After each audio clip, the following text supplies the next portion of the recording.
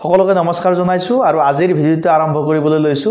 আজিৰ ভিডিওৰ বিষয়বস্তু হৈছে HSLC 2002 ৰ অনুবাদসমূহ প্ৰথম অনুবাদটো আছে মামুৱে পুৱাই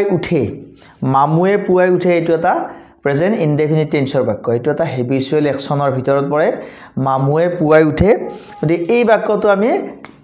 কি কৰিব লাগিব যেতিয়া আমি অনুবাদ কৰিম ট্ৰান্সলেচন কৰিম তেতিয়া কি কৰিম ট্ৰান্সলেট কৰিলে প্ৰথমতে লিখিব লাগিব সাবজেক্ট মামুৱে পুৱাই উঠে ইয়াত সাবজেক্ট আছে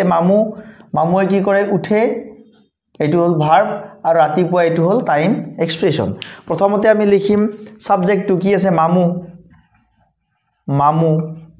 মামু কি কৰে উঠে মামু gets up যেহেতু মামুটো থাৰ্ড পাৰসন সিঙ্গুলাৰ নাম্বাৰ গতিকে মেইন ভাৰ্বৰ লগত কি হৈছে ইয়াত s এটা যোগ হৈছে মামু gets up মামুৱে উঠে কেতিয়া উঠে পুৱাই উঠে early in the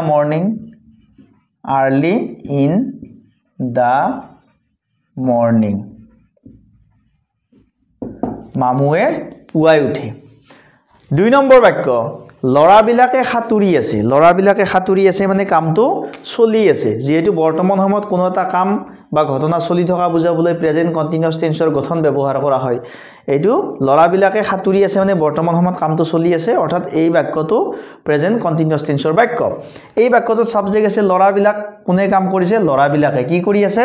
খাতুৰি আছে এইটো হল ভাৰ্ব এতিয়া প্ৰথমতে আমি লিখিম লৰাবিলাকে the boys তাৰ পিছত কি আহিব সাবজেক্টৰ পিছত am are ইজোৰটা আহিব the boys plural number ইয়াত are আহিব the boys are খাতুৰি আছে swimming the boys are swimming লৰাবিলাকে খাতুৰি আছে 3 নম্বৰ সেন্টেন্স শিকাৰীজনে বাঘটো মাৰিলে বুলি কওতে যদি এই মাত্ৰ মৰা বুজাইছে তেতিয়া হলে এটো প্ৰেজেন্ট পাৰফেক্ট টেন্সৰ বাক্য আৰু যদি মাৰিছিল হল হেতেন ইয়াত যদি শিকাৰীজনে বাঘটো মাৰিছিল তেতিয়া হলে এটো কিন্তু পাস্ট ইনডেফিনিট টেন্সৰ বাক্য হৈ গল হয় যেহেতু শিকাৰীজনে বাঘটো মাৰিলে যদিও এই মাত্ৰ দিয়া নাই তথাপিও কিন্তু মাৰিলে শব্দটোৰ দ্বাৰা আমি এইটোৱে বুজিম যে কামটো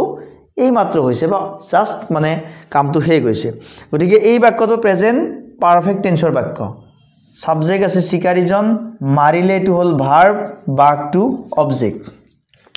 প্ৰথমতে আমি লিখিম শিকাৰীজন the hunter তাৰ পিছত আহিব has এফৰ এটা আহিব the hunter third person singular number has আহিব the hunter has মাৰিলে killed কি মাৰিলে বাঘটো the tiger the hunter has killed the tiger 4 number sentence তেওঁলোকে ইয়াত এমাহ থাকিব তেওঁলোকে কি কৰিব এমাহ থাকিব ক'ত ইয়াত এই বাক্যটো ভৱিষ্যতৰ বাক্য তেওঁলোকে ইয়াত এমাহ থাকিব ফিউচাৰ ইনডেফিনিট টেন্সৰ বাক্য ইয়াত সাবজেক্ট হল তেওঁলোক থাকিব ভাৰ্ব ইয়াত স্থান এক্সপ্ৰেছন এমাহ এটা সময়ক বুজাইছে দে কি কৰিব থাকিব উইল ফিউচাৰ টেন্সত উইল আহিব সেল উইলৰ এটা দে উইল থাকিব দে উইল ষ্টে হিয়াৰ ইয়াত for a month they will stay here for a month 5 number sentence প্ৰকাশ বৰুৱাই জানুৱাৰীৰ পৰা জ্বৰত ভুগি আছে এই বাক্যটোত কামটো কিন্তু অতীততে আৰম্ভ হৈছে আৰু বৰ্তমান সময়লৈকে চলি আছে প্ৰকাশ বৰুৱাই জানুৱাৰীৰ পৰাই জ্বৰত ভুগি আছে জানুৱাৰীতে জ্বৰত ভুগাটো আৰম্ভ হৈছে আৰু এতিয়ালৈ চলি আছে কোনো কাম বা ঘটনা অতীততে আৰম্ভ হৈ বৰ্তমান সময়লৈকে চলি থকা বুজাবলৈ প্ৰেজেন্ট পাৰফেক্ট কন্টিনিউয়াস টেন্স ব্যৱহাৰ কৰা হয় এই বাক্যটোত সাবজেক্ট আছে প্ৰকাশ বৰুৱা কোনে ভুগি আছে প্ৰকাশ বৰুৱাই ভুগি আছে কি কৰি আছে ভুগি আছে এটো হৈছে ভাৰ্ব কিহত ভুগি আছে জ্বৰত ভুগি আছে কেতিয়াৰ পৰা জানুৱাৰীৰ পৰা এতিয়া আমি প্ৰথমতে লিখিব লাগিব সাবজেক্টটো প্ৰকাশ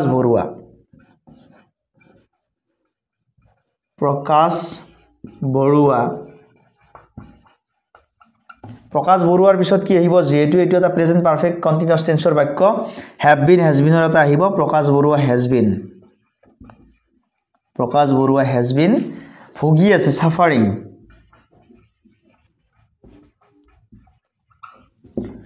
from fever since January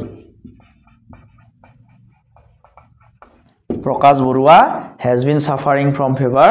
since January 6 number sentence তেওঁক সকলোৱে জানে everybody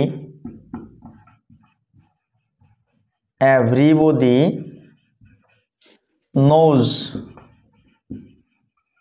him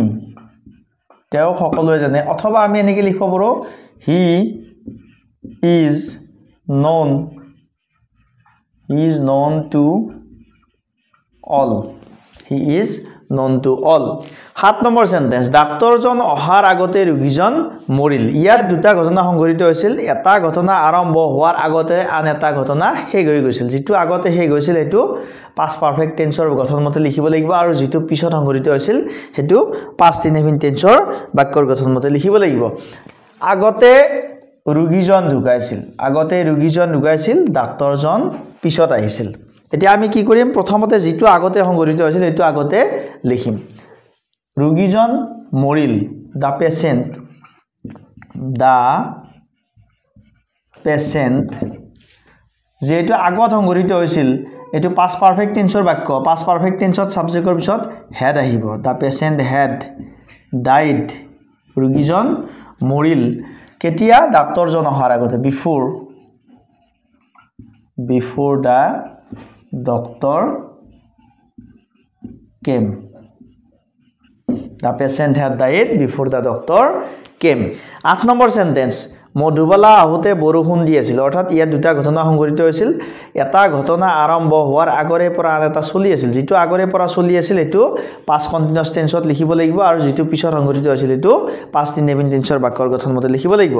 ইয়াত কি আছে বৰষুণ দি আছিল এটো চলি আছিল বৰষুণ দি আছিল কেতিয়া মধুবালা আহোতে অৰ্থাৎ মধুবালা পিছত আহিছিল বৰষুণ দিয়া কামটো আগৰে পৰা চলি আছিল মধুবালা পিছত আহিছিল এতিয়া আমি কি লিখিম মধুবালা আহোতে অৰ্থাৎ যেতিয়া মধুবালা আহিছিল when এৰে আৰম্ভ কৰিম when Madhubala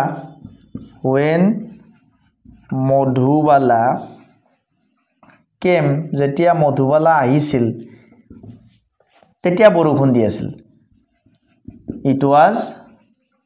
raining when Madhubala came it was raining অৰ্থাৎ মধুবালা আহোতে বৰষুণ দি আছিল 9 নম্বৰ সেন্টেন্স তেওঁ ইংৰাজী জানে নে এটো এটা ইন্টাৰগেটিভ সেন্টেন্স তেওঁ ইংৰাজী জানে he knows english তেওঁ ইংৰাজী জানে নে does he know english